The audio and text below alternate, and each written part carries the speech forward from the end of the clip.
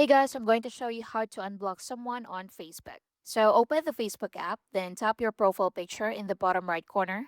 Then scroll down to Settings and Privacy. Click on that. Now click Settings.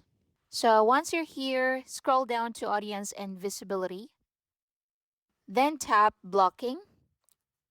Then you'll see a list of people you've blocked. Now if you want to unblock someone, tap Unblock next to the person's name. Then tap Unblock again to confirm, and that person or account will be unblocked. Now, if you're using computer, you can log into Facebook, then click your profile picture in the top right corner, then select Settings and Privacy, and select Settings. Then click Blocking, and under your block list, click Unblock next to the person's name and confirm your choice. So keep in mind that unblocking someone does not automatically restore your friendship. If you want to reconnect, you'll need to send them a new friend request. After unblocking someone, you generally cannot block them again for 48 hours. And that's basically it. Thank you for watching.